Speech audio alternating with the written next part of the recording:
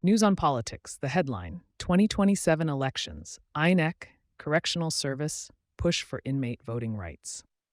As Nigeria gears up for the 2027 general elections, the Nigerian Correctional Service, NCoS, is advancing advocacy for an inclusive voting system, allowing eligible inmates to exercise their franchise. Controller General of the NCoS, Sylvester Ndidi Nwakuch, made the appeal during a meeting with the Independent National Electoral Commission, INEC, at the Commission's headquarters in Abuja. He argued that many inmates, particularly those awaiting trial, have not been convicted of any crime and should not be denied their civic rights. The report, drawing lessons from countries such as Ghana, Kenya, and South Africa, which already grant voting rights to inmates.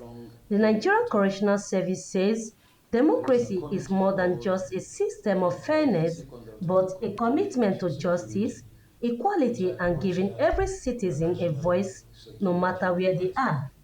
While speaking, Nwakuche said the move would promote a balanced and accountable democracy, urging its immediate implementation. Inmates of this great nation, I represent them as the Controller General of Corrections. Over 81,000 of them, of which over 66% are awaiting trial persons who are presumed innocent until proven guilty.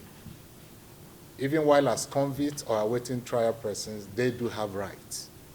And part of those rights are rights I'm here this morning to discuss with the INEC chairman to see how we can, if possible, extend some of these rights to these inmates.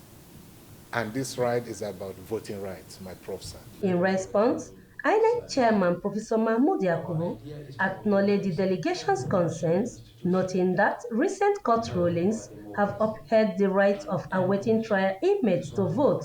He disclosed that INEC and the NCoS have established a joint technical committee to design a workable framework for implementing inmate voting.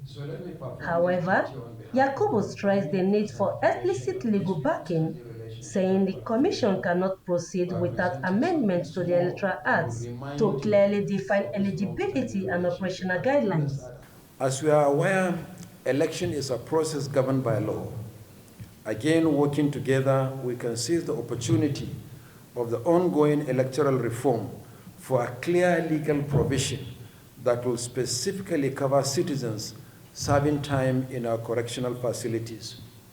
Doing so will clarify the provision of Section 12, subsection 1E of the Electoral Act 2022 on voter registration, a precondition for voting in elections, which is restricted at the moment to Nigerian citizens who are not subject to any legal incapacity to vote under any law, rule, or regulation in force in Nigeria.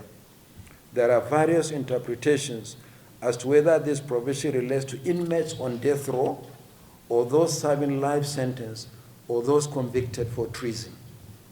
Our immediate task is to engage the National Assembly for a clear legal provision on inmate voting. Thereafter, we can address the specific issues that may arise in the course of implementation. While stakeholders see the initiative as a step toward deepening Nigeria's democracy, critics argue that, if approved, political campaigns and voter education must also be conducted within correctional facilities to ensure equal access to information and participation. If adopted, the policy could represent a landmark in Nigeria's democratic journey, expanding the right to vote to one of the most marginalized groups in society. Vincent Okushi, PTV News.